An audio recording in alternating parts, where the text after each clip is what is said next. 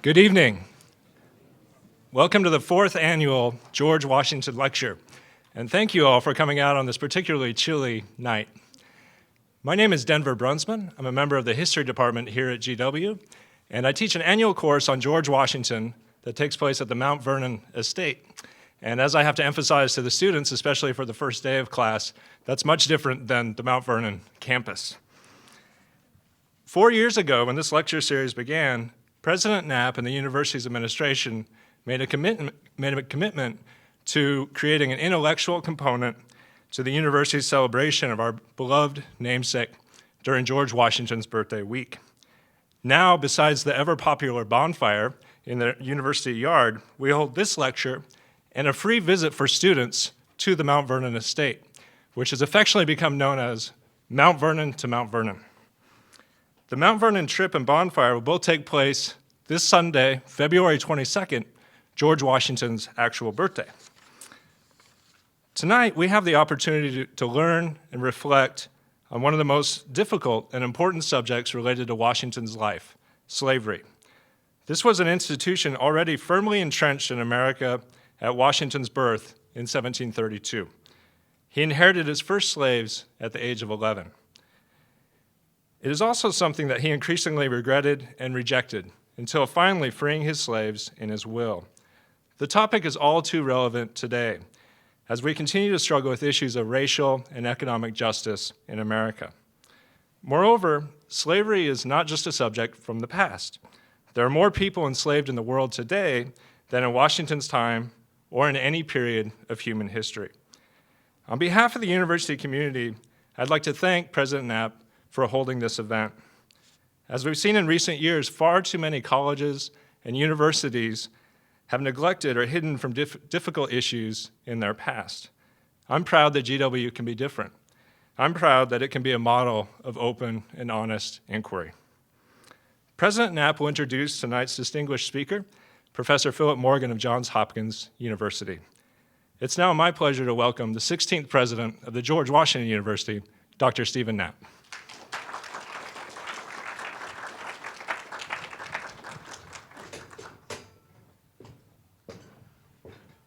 Thank you very much, Professor Brunsman. It is a pleasure to join you in welcoming everyone to the 4th annual George Washington Lecture.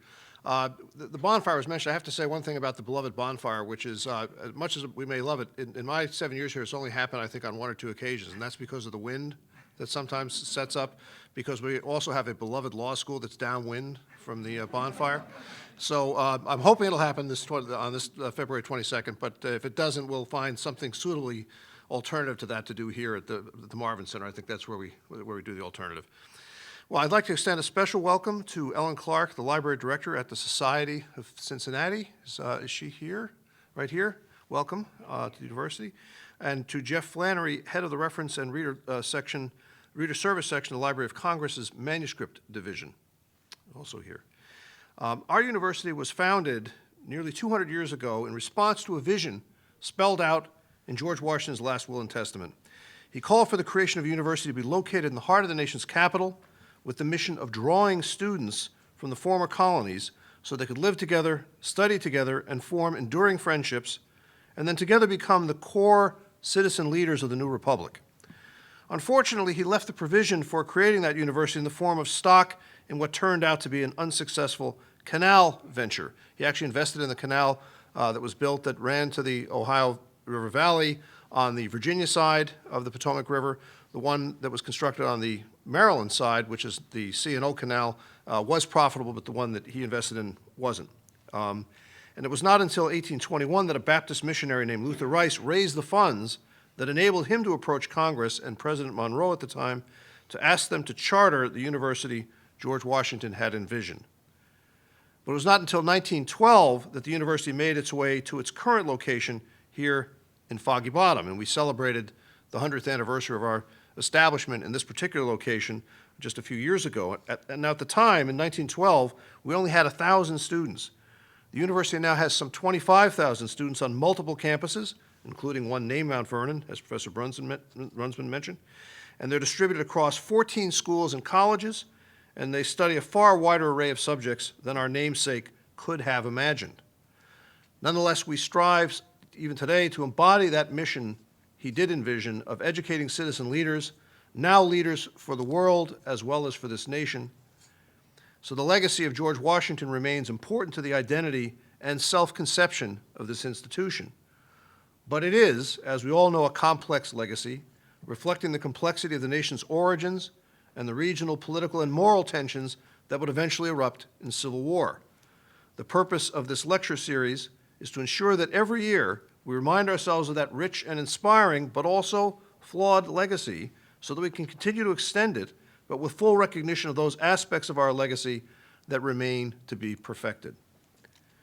Our distinguished speaker this evening is a graduate of Cambridge University and received his doctorate in history at University College London. He is a renowned expert in early American and colonial history whose interests include the African-American experience, the early Caribbean, and the study of the Atlantic world. His numerous publications include the recent books, The Oxford Handbook of the Atlantic World, Maritime Slavery, and just last year, Early North America in Global Perspective. He is also the former editor of the renowned William and Mary Quarterly. His many honors include 2 prizes awarded by the American Historical Association, the Albert J. Beveridge Award and the Wesley Logan Prize, the Bancroft Prize awarded by Columbia University, the Frederick Douglass Prize awarded by Yale University's Gilder Lehrman Center for the Study of Slavery, and the American Philosophical Society's Jacques Barzun Prize. Ladies and gentlemen, please join me in welcoming the Harry C. Black Professor of History at the Johns Hopkins University, Dr. Philip Morgan.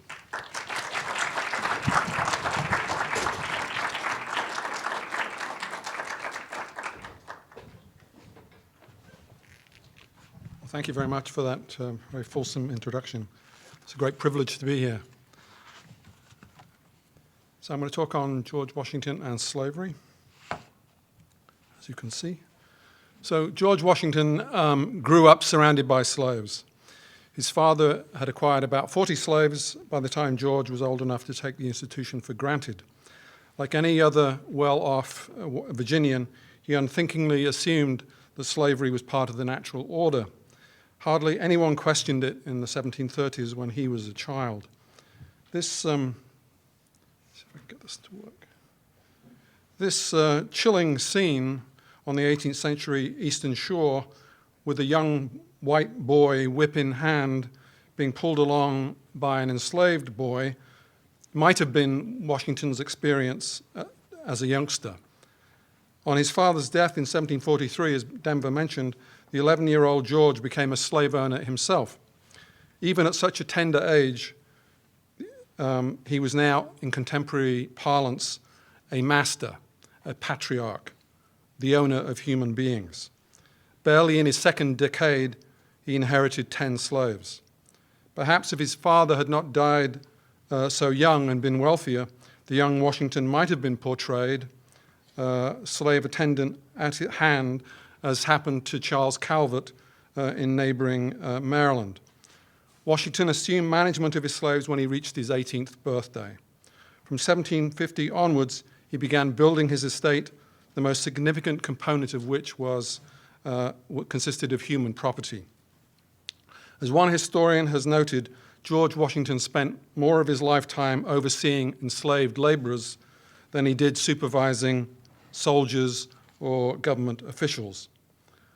Over his life, Washington inherited 22 slaves, rented 65, purchased 68, and gained access to 85 by marriage. But he obtained most of his slaves through their own natural increase, that is, by the excess of births over deaths. The Mount Vernon slave women gave birth to more than 200 children over the half-century Washington built his estate. In the late 1780s and 1790s, the Mount Vernon slave population grew at the rate of about 2% a year by natural reproduction. That's roughly the norm for Virginia slaves at that time. But the way Washington built his enslaved complement was more complicated than for most of his contemporaries.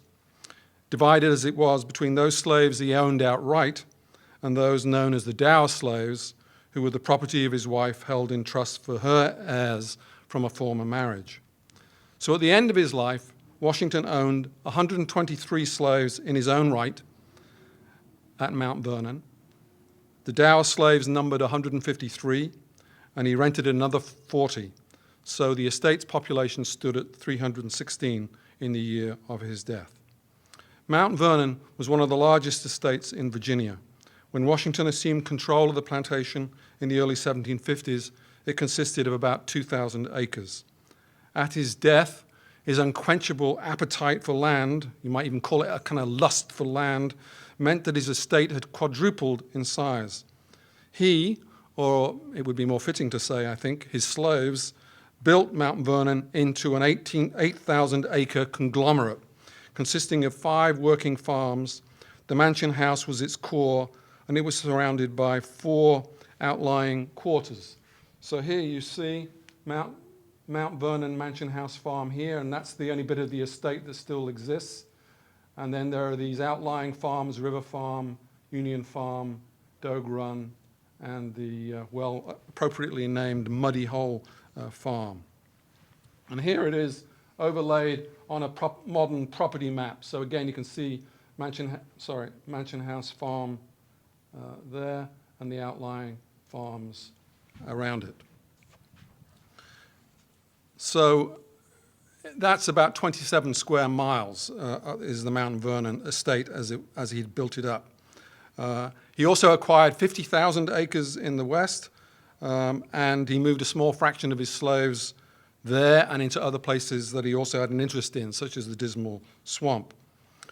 But Mansion House was the sun around which the various satellite extensions orbited. In the late 1780s, Virginia tax records indicate that George Washington was the 5th largest slave owner in the state of Virginia. Most often, when historians consider Washington and slavery, they pose the issue as an intellectual and political problem. A lot has been written on that subject. The point has usually been to explain how Washington came to free his slaves at his death in 1799, the only prominent member of the founding generation to do so. Today, I'm going to try and do something different. I seek to turn the attention away from Washington somewhat, not that we can or would wish to ignore him altogether, and focus the spotlight on the slaves themselves. I'm interested in the lived experience of slavery, its messy realities, the entanglements to which it gave rise. Mount Vernon was a dense, interwoven, and complex community, constantly changing and evolving. The present Mount Vernon Foundation is constructing an enormous database of the slaves who lived there. I think they're about halfway through their work, and already the database has information on almost 600 individual slaves. I'm multiplying it by 10, and 13,000 data entries. So I'm grateful to the Mount Vernon Foundation, especially Molly Kerr, who's sat over there, and others for allowing me to delve into the resource and draw from its incredible riches, all made possible in the final analysis because the master of Mount Vernon was such an indefatigable record keeper. When I finish laying out some of the features of slave life at Mount Vernon, we might gain some further insight into why Washington wanted to extricate himself from the system of slavery. So let me make a few preliminary observations about the 600 or so slaves at Mount Vernon over the second half of the 18th century, with the important caveat that I'm reporting on a database that's in construction, and so this is an interim report. But taking those roughly 600 slaves as a whole, males outnumbered females 113 to 100 over the whole period. Particularly in his early years, Washington was aggressively building up his estate, and he did so by buying and transferring predominantly men and boys, teenage boys, to his lands on the Potomac. So the sex ratio was even more skewed in the early years in the 1750s and 60s, for example. I figure he had about 2 men for every woman. Washington did not obtain many of his slaves directly from vessels arriving from Africa, but he bought from neighbors. Only 6 slaves, all men, can be positively identified as African. 2 couples disembarked in the colony from the same transatlantic vessel. In other words, they were shipmates, which is something of a rarity in 18th century Virginia. But even counting all the slaves with African-sounding names, Mount Vernon seems to have hosted no more than roughly 20 to 30 Africans. That's my best guess. So the overwhelming majority of the Mount Vernon slaves, especially toward the end of the 18th century, were Creoles. The native-born majority grew more pronounced as the century proceeded, and since women then, as now, outlived men, so by Washington's death, the sex ratio of his slave population had completely reversed itself in the course of a half-century. So by the end of the 18th century, his slaves, his female slaves, now outnumbered males 116 to 100. So by the end of the 18th century, Mount Vernon slaves had a significant female majority and a predominantly, overwhelmingly, native-born majority. Another observation is that most slaves appear in the Mount Vernon records only fleetingly. 1/3 of the 600 rate a single mention. Even though Washington had a knack for remembering names and faces, he was a politician after all, he probably had virtually no knowledge of the 1/3 who appear only once in his records. So they're a passing name on a listing. They might be a child who died in infancy. They might be a slave on an outlying farm who came into little contact with a master who is, of course, often absent for long stretches. Furthermore, about 40% of the 600 were children, and Washington probably knew least about them. The Mount Vernon slave population, especially on the outlying quarters, was extremely youthful. At the end of the 18th century, the average age of the slaves on the 4 outlying farms was 21 years of age. That's the average. Over 1/3 were below the age of 9. So go to Mount Vernon in the late 18th century, and what are you going to see? Swarms of enslaved children greet the eyes of visitors, and that's what they said when they went there. In 1793, Washington grumpily complained that these small children ran riot and harmed his shrubs. Only at Mansion House Farm itself, where tradesmen and domestics were in great evidence, did adults predominate. Obviously, George Washington knew the Mansion House slaves best, although interestingly, Ben the miller, Isaac the carpenter, and Betty Davis the seamstress and spinner are the ones most mentioned in his papers, not the domestics who were closest in proximity to him.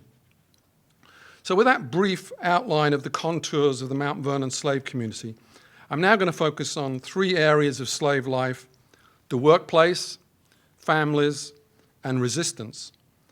I'm going to occasionally include some vignettes of individual slaves, not just for the human interest they convey, but because truth often resides in the intimate details of singular lives. And then I'm going to end by returning to the theme of entanglement, but in an unlikely guise, namely in the mundane shape of teeth and dogs. That's a bit cryptic, but it means you have to stick around to find out what I have to say.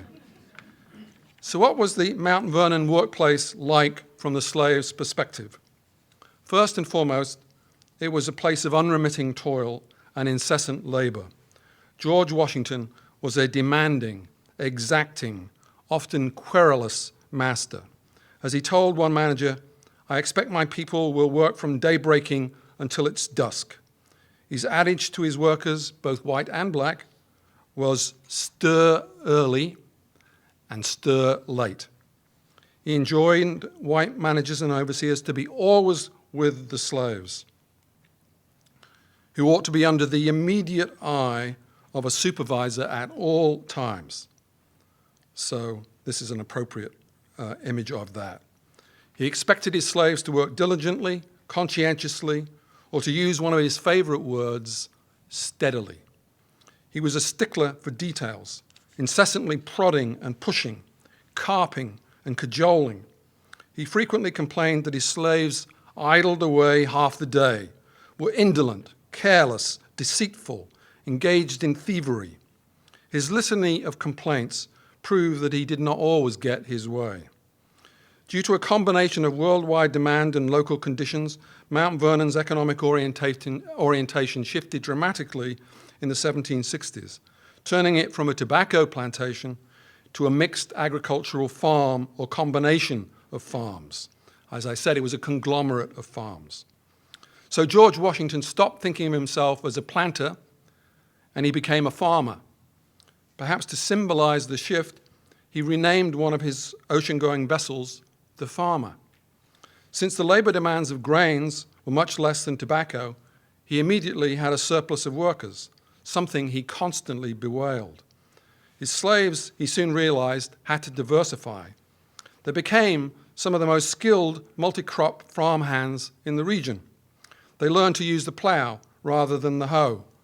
They learned to rotate crops, plant forage grasses, gather hay. And this is not just true of Mount Vernon, but neighboring estates. We're seeing people gathering hay, planting forage crops, grasses, gathering hay here and putting it into stacks. They had to clear more land because wheat farming was much more extensive than tobacco. So it's another reason why Mount Vernon quadrupled in size over the second half of the 18th century. They put up fences to corral some livestock and keep out others. So Mount Vernon became heavily fenced. Many of the Mount Vernon slaves learned to work closely with livestock. More plows meant more horses and mules. More grains meant more carting and wagoning. Getting fodder became a priority and spreading manure one of the more unpleasant jobs.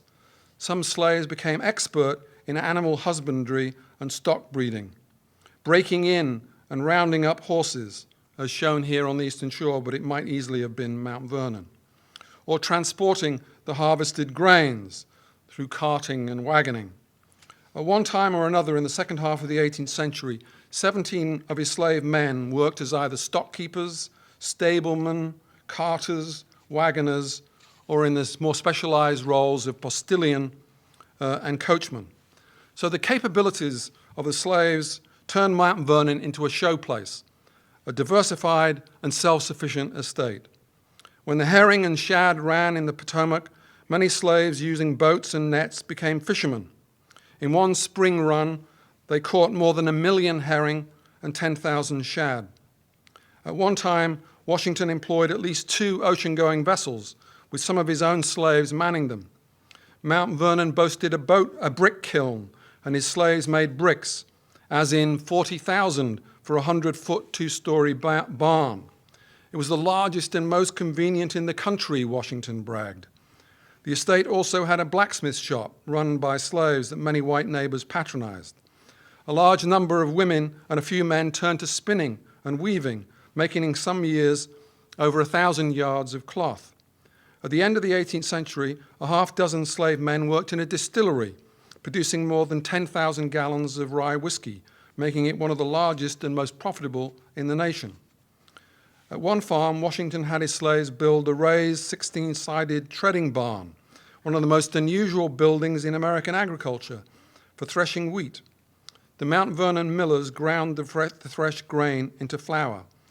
The estate was not just an agricultural, but a large manufacturing enterprise.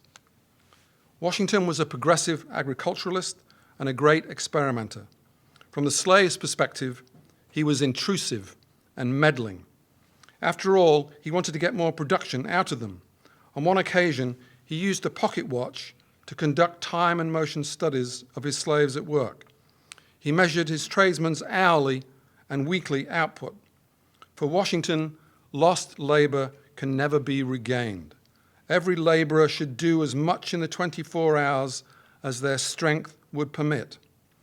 From 1785 onwards, Washington instituted detailed work logs, meticulously itemizing the labors of his slaves. He intensified productivity. From these ledgers, the annual number of hours worked by the average field hand was just over 2,900 hours, almost twice as great as the 1,500 hours of the modern factory worker, although somewhat less than the 3,200 and 4,000 hours of the sugar gang slaves in Barbados, a place that Washington visited, and Jamaica, respectively. A remarkable number of adult slaves at Mount Vernon had a skill of some kind or occupied a specialized role. So of the 350 adults, roughly, who are in the database right now, who lived on the estate in the second half of the 18th century, just over 40% had learned a trade or occupied a specialized position for at least part of their lives. A quarter of the Mount Vernon adults were tradesmen, people who had mastered a craft. Twice as many men occupied specialized positions as did women. Even so, 18 women at some time or another spent time either knitting, spinning, or seamstressing. Another 14 occupied domestic positions as housemaids, milkmaids, midwives, washerwomen. 3 of the women Washington rented from a neighbor were adept at plowing. 5 men at one time or another were overseers. So Washington was unusual among Chesapeake slaveholders in appointing slaves to supervisorial positions. The Mount Vernon slaves were not exactly jacks of all trades, but in many cases they assumed a number of roles over a lifetime. So versatility, I think, was key. The spectrum of specialized positions at Mount Vernon was wide.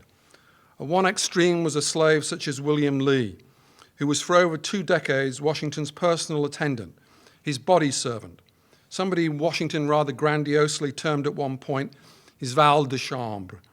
In other words, his manservant, his valet. Purchased in 1768 for just over £60, he probably was a teenager, for early on Washington referred to him as my boy. Like many of the domestics at Mount Vernon, he was of mixed racial descent. In other words, he was a mulatto in the parlance of the day, as was his brother Frank, who also became a house servant. So 18th century masters considered mulatto slaves more appropriate for privileged posts than persons of purely African descent. Groomed to attend to Washington's personal needs, Will, or Billy, as he was known in his early years, shadowed his master, remaining always at his side, his constant companion, whether fox hunting or venturing further afield. Will accompanied Washington throughout the Revolutionary War, supposedly entrusted with Washington's spyglass in its handsome leather case. Will must have been a good horseman himself to keep up with the general. And we have a couple of images of William or Billy Lee. Here we see him in the John Trumbull Washington painting, and also in a French engraving. And as you see, he's depicted as close to horses. Sometimes the recipient of expensive shoes and boots will dress better than most slaves, sometimes wearing livery. And here portrayed, here he is in livery, or somebody representing him. And here he is as a close-up of the Trumbull portrait, if that indeed is William Lee, portrayed in an exoticized way typical of military attendants. Suffering serious injuries that came to many a working slave, he was an invalid by about age 40, but he insisted on making the trip to New York for Washington's inauguration. He had to delay his journey in Philadelphia, where doctors fitted him out with a steel brace. He eventually completed the trip and still managed to serve Washington as his valet for a few more years. So in the Edward Savage famous painting of the Washington family, there we see what could be William Lee, because that painting was begun in 1789, and we know William Lee is with Washington at that time, serving as his valet, but finished in 1796, so it could be a later slave, as I'll mention later. In 1791, Washington converted Will into a shoemaker because he was an invalid at Mount Vernon. Not until late 1793 did Washington contemplate, as he put it, a substitute for William. Nothing short of excellent qualities and a man of good appearance would suffice. So a domestic slave had to look the part, as this representation sort of indicates. Washington didn't cashier his favored slave.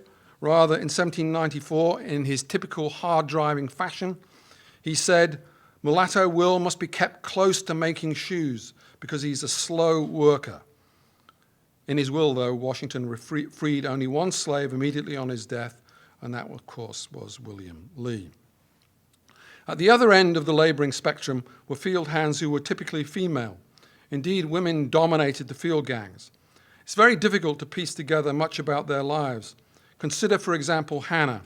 In 1759, Washington purchased her, then aged about 20 years of age, along with her child, for a rather princely sum of £80, much more than he paid for William Lee. From 1766 onwards, she resided at Dogue Run Farm. Perhaps she moved there when she married Morris, a carpenter, who from 1766 onwards became the overseer at that farm. Despite becoming the overseer's wife, Hannah remained in the field. The only subsequent mentions of her are that she became past labor in the early 1790s when she was in her 50s, and a widow in the mid-1790s. And apparently she and Morris had no children together. It's a spare life with precious few details, one undoubtedly defined above all by field labor. So my image of Hannah and women like her are conjured up in the following representations, weighed down by burdens that they may have toted African style. So, as you see here, or here in Annapolis, a woman with a basket on her head that she's carrying. Or this is actually a likely child of one of the Dow slaves, one of the Martha Washington Custis slaves, a child of hers who's depicted in the early 19th century with a tub on her head. And just to prove that men also carried items on their heads in the 18th century Chesapeake or early 19th century Chesapeake, you can see that there too. So my point here is that despite the introduction of carts and wagons, Chesapeake slave women often carried loads on their heads, as these images suggest. So slavery was above all then a system of work, an economic enterprise. The institution's rationale was simple, first and foremost to extract as much labor as possible. But as I hope I've shown, Mount Vernon was far from simple. Rather, it was a complex labor system. Many slaves had recognizable abilities. Multitasking was the order of the day. Slaves sometimes ventured their opinions about the jobs at hand, and the array of jobs required on a farm of such size meant that supervision and monitoring were never easy. Furthermore, because slaves had precious few incentives to labor industriously, a stern taskmaster such as Washington was forever finding fault, always accusing them of shirking and malingering, even when they toiled long, hard, and in the end, profitably for him. As Mount Vernon took shape, not all of the estate slaves found it easy to find a partner. Particularly in the 1750s and 1760s, the severe shortage of women prevented some men from finding spouses.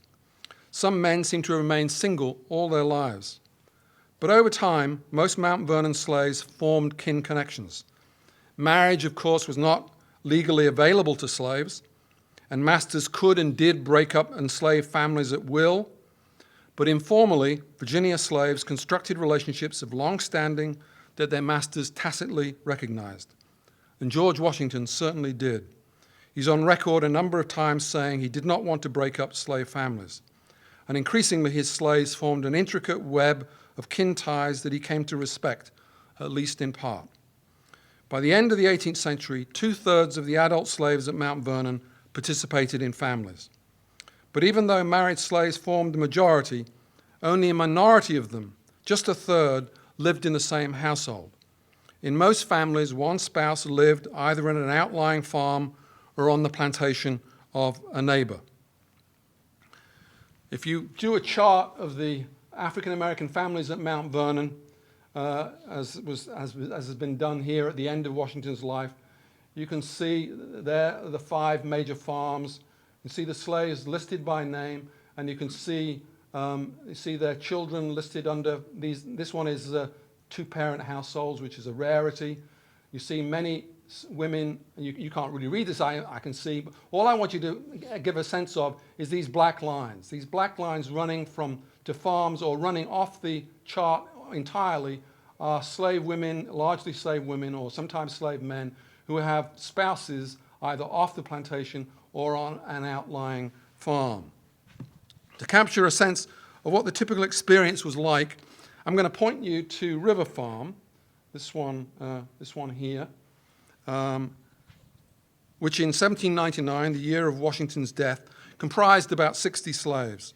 The overwhelming majority of married slaves on that farm didn't live in the same household. Most married couples lived apart more often than together. So the 6 husbands, for example, at Mansion House Farm at the end of the 18th century, the 6 husbands who had spouses on River Farm, they faced a 12-mile round trip to get to, because this is the pathways and roadways between Mansion Farm, just going to give you that as an example, to River Farm. So 60 slaves here, 6 husbands here have spouses there. And they're faced then with a 12-mile return round trip if they want to go on the roads, on the pathways that are developed. As you can see, there's a shorter way, which would be to go to here. If you've got a canoe or a boat, get across here. That's a 6-mile round trip. And we know that in some cases, Sambo Anderson, for example, a carpenter at Mansion House Farm, recollected that he had a small boat, presumably so that he could visit his wife Agnes and their 3 children at River Farm. Given the snow we're experiencing, I was interested to see that this month, 222 years ago, 1793, the slave gunner, a mason at Mansion House Farm, missed 4 days of work, 1 week. I told you Washington kept very detailed records. He missed 4 days of work 1 week because he was snowed in at River Farm, where he was visiting his wife Judy. No wonder that Washington complained of the night walking of his slaves. There was much toing and froing during the night so that families could get together, although I don't think there was much between River Farm and Mansion House. It was too far. As one contemporary noted, though, night is the slave's day. One way to see the importance of family connections is to assess the ability to pass along specialized roles from one generation to the next. The master made critical and final decisions, but the slaves were not without influence.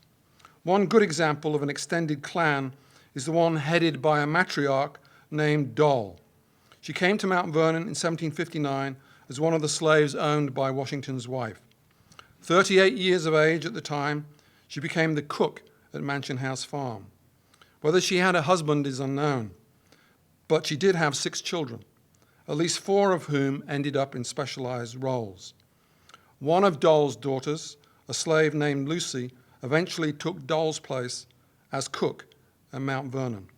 This transference of role from mother to daughter no doubt owed something to Doll's prompting and instigation. Lucy the cook married Frank Lee, the enslaved waiter and then butler. Here he is, probably, cementing her position as an important figure at Mansion House Farm. Frank Lee therefore became Doll's son-in-law and drew her into a connection with the most recognizable slave at Mount Vernon, who was, of course, William Lee. So when William Lee could no longer serve as Washington's valet, Doll no doubt was there to promote one of her grandsons, Christopher, the son of another of her daughters, to take the place of William Lee. And so that person there, who could possibly be William Lee, but he could equally be Christopher Shields, as he was known, who is Doll's son-in-law. At the end of the 18th century, Old Doll, as she was then known, aged 78 years of age, could point to 2 daughters, a son, and a grandson in specialized roles. And Doll was not unique. A number of other enslaved families became associated with specific occupations and trades as knowledge passed from one generation to the next. Another way to measure family connections is to analyze naming patterns. In the database, 250 children can be linked to mothers, but only 36 to both mother and father. Of those 250, 6 daughters shared the same name with a mother, whereas of the 36, 6 sons were named for a father. So since the father-child relationship was much less recognized by masters than the mother-child tie, slave families seem to have compensated and named sons for fathers far more often than daughters for mothers. Among Mount Vernon slaves, we can also see one girl named for a maternal grandmother, another child named for an aunt. So there was extended kin naming as well. But for the most part, naming for kin was not all that common at Mount Vernon. It occurred about 6% of the time.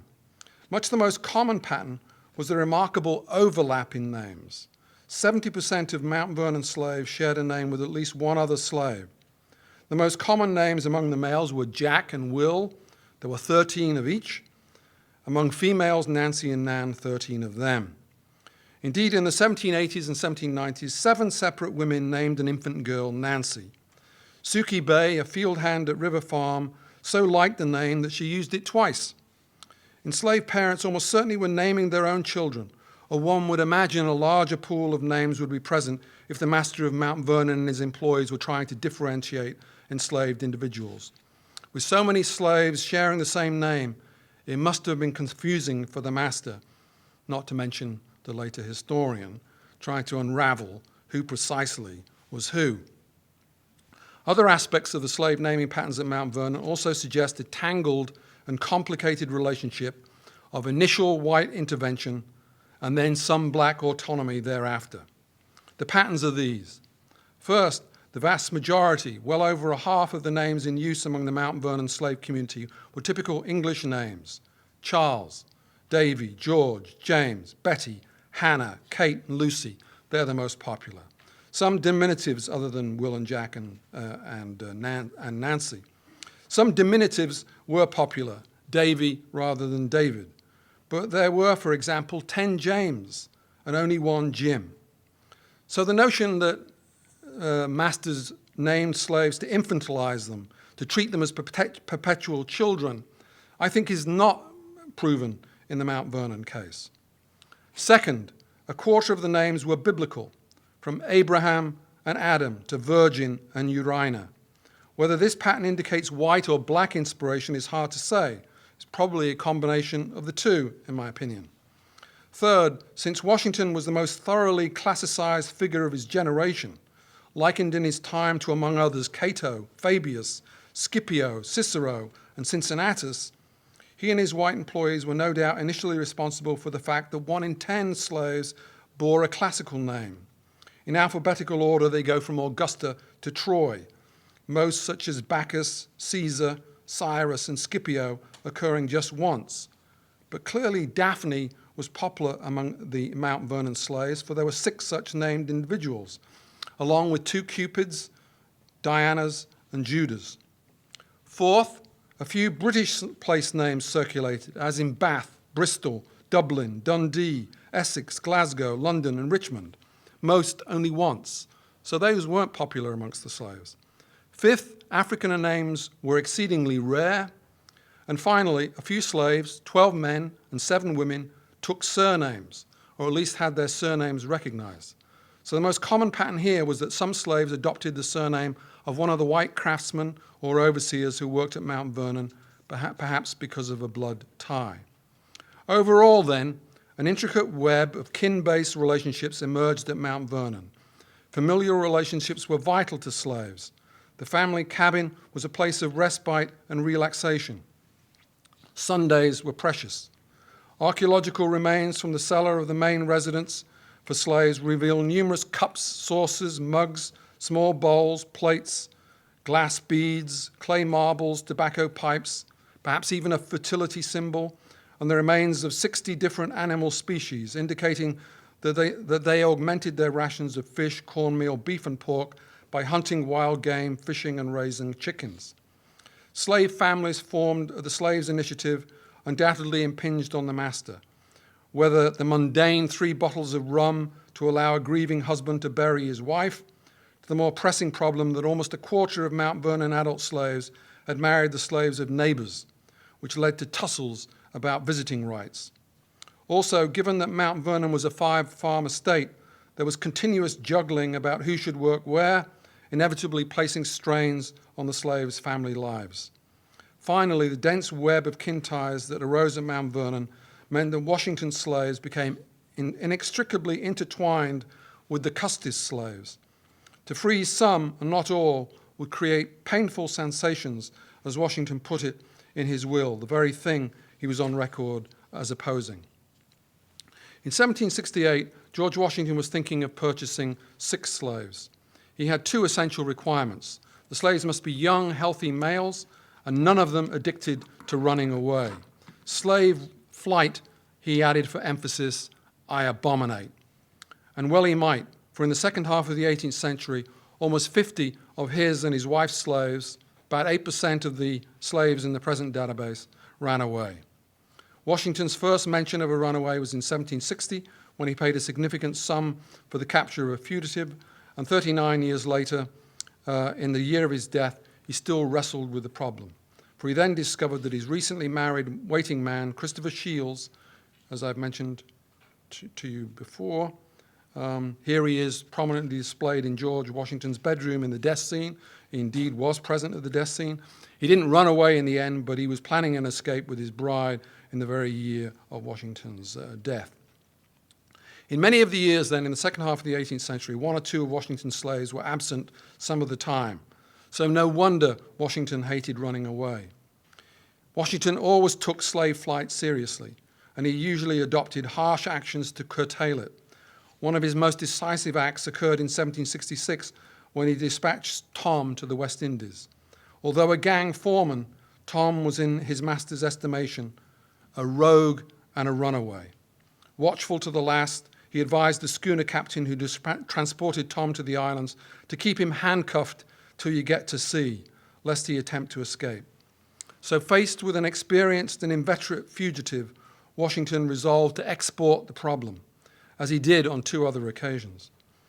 A slave didn't have to run away, just threatened to do so to cause a master problems. In 1775, after gaining title to a black shoemaker who lived in Charles County, Maryland, the other side of the Potomac River, Washington learned that the fellow would run away immediately, for he was so attached to his wife and children that he had repeatedly declared that he'd rather die than leave them. The slave begged to be sold, as there was no chance of his wife and children accompanying him. The man was adamant he would much rather be hanged than come to Virginia. The shoemaker eventually arrived at Mount Vernon, but persuaded his new owner that he would much rather be sold in Maryland than live in Virginia, and he got his wish. Masters learned to deal not just with actual, but prospective runaways. Mount Vernon slaves mounted two group flights. The first occurred in 1761, when 4 Africans fled Doe Run Farm. Neptune, with his filed teeth, close-shaved hairstyle, and scarifications in the form of small marks or dots running from both shoulders to his waistband, was the most obviously African. He and Cupid, whose skin Washington described as inclined to be pimply, both spoke very broken and unintelligible English. That's Washington's description. A countryman of theirs, and they were probably from the Bight of Biafra, present-day Nigeria, so this countryman was probably from the same region, probably Igbos maybe, who spoke quite good English, having been several years in the country. And the last member of the group, the oldest, was a man named Peros, or Paris, may well have been the leader, for he had little of the country dialect left and was esteemed sensible and judicious by Washington. All 4 were soon caught. During the Revolutionary War, a much larger mass exodus left Mount Vernon. A group of 17 slaves, accounting for a third of all Washington's runaways, joined the British. Their fate is instructive about the odds of escape. At no other point in the 18th century did slaves have a greater chance to leave Virginia than during the war. Opportunity beckoned in spring 1781 when a British raiding party attracted 4 men and 3 women from Mount Vernon. Washington managed to recover at least 6 of the men in Philadelphia and 2 of the women after the siege of Yorktown. Only three slaves are known to have escaped with the British. The later history of one of these slave fugitives is intriguing. Harry, or Henry Washington, left New York in 1783 for Nova Scotia. He, along with others, subsequently ventured to Sierra Leone. There, on Washington Hill, he apparently put into practice agricultural lessons he had learnt at Mount Vernon. In 1800, farmer Harry Washington joined an insurrection aimed at limiting the authority of governor and council in his adopted country. In a sense, Henry Washington, or Harry Washington, was following in his former master's footsteps, but unfortunately for him, his insurrection failed and he was expelled from the colony. With the Revolutionary War over, the chances of permanent escape dwindled, except by the 1790s, escape northwards held out the distant prospect of freedom because some northern states by then had passed abolition laws. When he lived in Philadelphia in the 1790s, Washington became aware that any adult slave resident in Pennsylvania for 6 consecutive months became free. he deviously resorted to recycling his adult slaves in and out of the state to overcome the problem. Nevertheless, 2 Washington slaves availed themselves of the opportunity. The first was a 22-year-old Oni Judge who'd attended on Martha Washington as a body servant since the age of 10. She was the daughter of seamstress Betty, and another example of trade being passed from mother to daughter. In August 1796, she fled the Washington home in Philadelphia, made it to New York, and then took sail for Portsmouth, New Hampshire. Washington's protracted negotiations to retrieve Oni Judge, extending even to the year of his death, do not reflect well on him. Referring to her as a mulatto girl when she was a young adult, Washington spoke of her ingratitude, of her leaving without the least provocation, of her being treated more like a child than a servant, of her being duped by a Frenchman, the classic rationalizations of an aggrieved master. She responded eloquently that she'd left of her own free will, and from a thirst for complete freedom, she said she would rather suffer death than return to slavery. The other slave to seek freedom in the North was Hercules, Washington's chief cook. In March 1797, as Washington left Philadelphia to retire to private life at the end of his second presidential term, Hercules ran away rather than return to Mount Vernon. Here's a possible portrait of him. 8 months later, Washington still lamented the inconvenience to his family caused by Hercules' departure and feared he would thereafter have to break his resolution never to become master of another slave by purchase. In January of the following year, Washington had still not heard of his cook's whereabouts, although he didn't doubt that he was in Philadelphia. He proposed hiring somebody to investigate Hercules' haunts. Once again, as with Oni Judge, this tracking would have to be done surreptitiously, for if Hercules got wind of the plan, he would elude capture. Hercules was never apprehended. In April 1797, a visit to Mount Vernon conversed with Hercules' 6-year-old daughter. Was she not upset at not seeing her father again? Back shot the reply, "Oh, sir, I'm very glad, because he is free now." Significantly, both the Washington slaves who escaped permanently in the 1790s did so not from Virginia, but from Philadelphia. No other Washington slave escaped from Virginia itself in that decade. Furthermore, Washington experienced almost half as many runaways in the late 18th century as he did in the early part of the century, and he owned about twice as many slaves in the former than in the latter decade. So slave flight at Mount Vernon declined in frequency over time. Moreover, late 18th century runaways don't seem to have remained at large for extended periods. Flight had apparently become harder, not easier, for Mount Vernon slaves, in part because of the dense family connections that inhibited many from leaving. Still, Washington, even at the very end of his life, couldn't rest easy in dealing with the problem of runaway slaves. Slave flight continued to trouble him, even if absences were infrequent, grew more so over time, and were mostly of short duration. Indeed, the labor lost to slave flight was insignificant, but the psychic frustration was palpable. It was rare for Washington to speak of abomination. So this talk has emphasized the tangled web that enmeshed master and slave. And perhaps nothing better symbolizes the intimate relationship of Washington and his slaves than teeth. As we know, the father of his country battled toothache and lost. As one historian has noted, no wonder the man looked so grim in his portraits. He was in constant pain. The famous Charles Wilson Peale portrait of Washington, painted in 1779, shows a notable scar. You can't see it so well, but there it is, a notable scar beneath his left cheekbone, the result of an abscessed tooth. Two years later, Washington had some false teeth wired into his mouth. He was inaugurated with just one of his own teeth in his mouth. A Philadelphia dentist made his first complete set of dentures for Washington in 1789. By his death, he had a large collection of false teeth, not made of wood, as myth has it, but of everything from elephant ivory, walrus, and hippopotamus tusk to human teeth. Interestingly, Washington sometimes paid attention to his slaves' teeth. Of one African, he noted his teeth straggling and file sharp. When contemplating the purchase of slaves, he specified good teeth as a requirement. And Caesar the runaway had some of his 4 teeth stand out. In 1784, Washington purchased 9 teeth at 13 shillings and sixpence apiece from several unnamed slaves.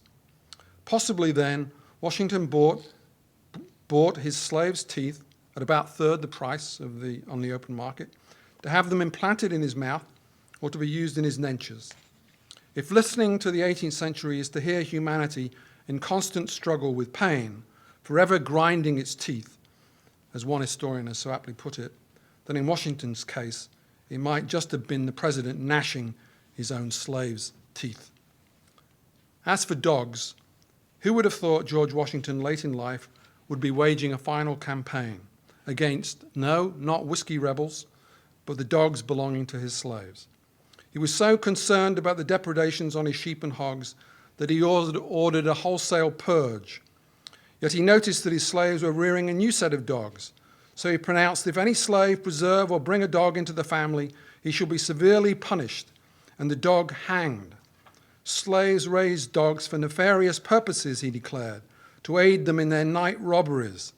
It's astonishing, he added, to see the command under which their dogs are. Slaves trained dogs to be obedient, he therefore acknowledged, but to serve their evil ends. Washington, who loved to hunt with hounds, had hunting scenes on Mount Vernon walls, and in a humorous touch had a favorite greyhound he named Cornwallis, conveniently forgot that some slaves, ably supported by their dogs, supplied the Mount Vernon household with fresh game. Apparently, Tom Davis, the mulatto bricklayer, had a great Newfoundland dog named Gunner as his hunting companion. In his waning years, the master of Mount Vernon waged another war, this one on the dogs of his slaves. So I hope then that I've illuminated some of the ways in which George Washington's life was inextricably entwined with slavery. Over his lifetime, he became further and further immersed in the system, and he and his slaves became ever more entangled with one another. Wrestling with issues of productivity, grappling with the familial aspirations of his slaves, dealing with runaways, even exterminating their pets, all helped to convince him, gradually, one might even say glacially, but in the end determinedly, that slavery was an iniquitous and an evil, a tragically flawed system. He might even acknowledge that slavery ultimately rested on violence of all kinds, sexual, physical, of all kinds. He certainly knew that slave owners tied themselves in moral knots that proved fiendishly difficult to unravel. So in a sense, this spotlight on the slaves helps to explain Washington's actions in 1799 in freeing those that he could. As he said over and over, he wanted to get quit of slavery. He wanted to extricate himself from the institution's corrosive effects. But I hope I've also done more, which is to say, put the spotlight on the slaves themselves, shown how they acquired skills, formed kinship connections, named themselves, resisted the system through flight, and bequeathed what they could to succeeding generations, even if that legacy included selling teeth and raising dogs. Mount Vernon slaves overcame enormous obstacles to form a community. Their struggles are a testament to their resilience and their humanity. Thanks.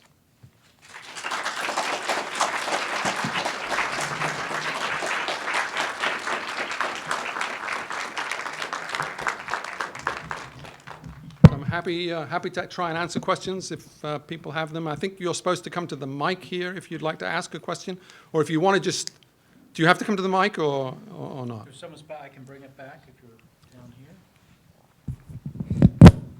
Yes, sir. Bob Cottrell. Yes, How are you? Bob, yes. I very much appreciated your lecture, and I wondered if we might shift just briefly from slavery to race. And specifically, one of the things that I find interesting about Virginia at the end of the 18th century is that the leadership that we associate with it, certainly Jefferson, certainly people like St. George Tucker, and also the Virginia legislature itself, seems much more invested in the idea of a white republic than is the case in the neighboring states. And I say that specifically by looking at the question of black suffrage. That both North Carolina and Maryland allow a certain amount of limited free black suffrage after the Revolution. And Virginia is sort of one of the few states, Georgia and South Carolina being the others, where suffrage is exclusively restricted to white men. And I'm wondering, is there anything about slavery in Virginia that is so much different from slavery in Maryland or slavery in North Carolina or other areas, Tennessee and Kentucky, that perhaps creates this move towards racial exclusivity, which the other states would adopt in the 19th century, but Virginia Yeah. does it much sooner. Yeah. Well, that's a complicated question, and I can't answer it fully here, I don't think. But I mean, all I would say in just brief answer would be to say that Virginia is the largest slaveholding state in the nation in the late 18th century. So it's got more slaves than anywhere else. It also actually develops the largest in terms of just sheer numbers, not as a proportion of the black population, but in terms of free black population by the late 18th century. There were over 20,000 free blacks in Virginia in 1800, more than any other state. But as a proportion of the black population, about 5%. So it's a rather rapid rise of a free black population in Virginia because of the manumission laws that were liberalized in the late 18th century. But things are beginning to close down in Virginia, I think, by the end of the century. And that's why I think Washington's freeing of his slaves in 1799, that I assume he expected, he hoped might have influence beyond, did not, because people were fearful of those free blacks. People pointed to the problems that came with freeing a large number of slaves rapidly, so as they viewed it. So I think Washington is, his hope to have an influence beyond his lifetime by freeing his own slaves was largely stillborn because manumission actually closed down, and the free black population didn't grow as rapidly in Virginia thereafter. Just to bring the question back to Washington and race briefly, what surprises me, what impresses me about Washington is that, he unlike Jefferson, he doesn't think you have to exclude free blacks from the colony. He would never, I think, have believed in colonization. He thinks that free blacks can coexist in that society, that they can, he hopes that with education and with freedom and hard work that people can live together without separation. So I think I see him as being less racially moved than many of his contemporaries, actually, rather surprisingly so. He's more respectful of black abilities. He puts black people as his overseers, for example, which is very unusual in Virginia. He led a racially integrated army. So I think in some respects, he's on the progressive side. We always think of Jefferson as being the idealistic dreamer, the great apostle of liberty. But on the question of race, Jefferson is less appealing than Washington, in my view. Okay, I'll bring the mic over to you. So you spoke a little bit briefly about what the slaves did on Sunday in their free time and how they expressed themselves when they weren't being overseen so harshly by George Washington. George Washington had a lot of religious ideals, so I was wondering if you could speak to the religious manifestations of his slaves, if any. Did he oversee that? Did he give them some freedom to express themselves? What was that like, and were their Sundays like as far as their religious expressions are concerned? I wish we knew. I really wish we knew. It's almost a black hole. He rarely talks about what goes on Sundays in the slave quarters. there's somewhat of a debate about how religious Washington is himself. I think he's, a pretty orthodox religious figure, for Virginia, a Virginia planter who's an Anglican and, becomes an Episcopalian. One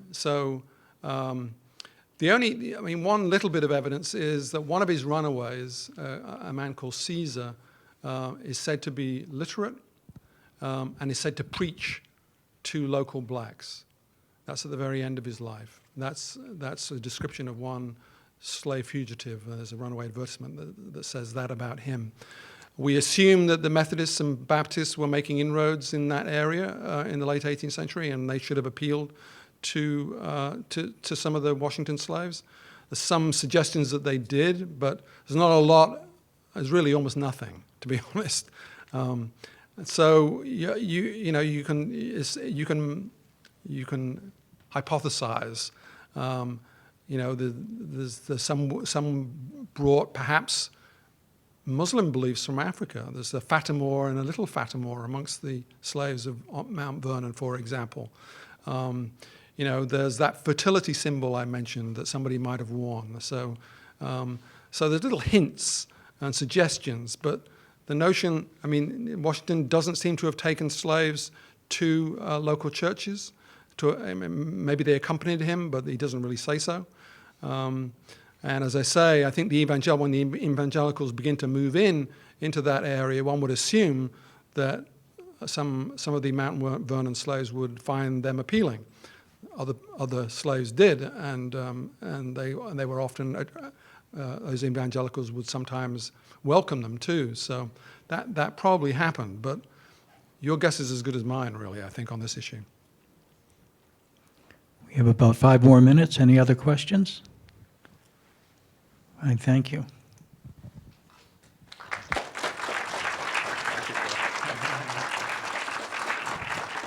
Thank you, Phil, for that tremendous lecture. I now like to welcome all of you to join us at a reception in the back of the room. Professor Morgan will continue to answer questions that you might have.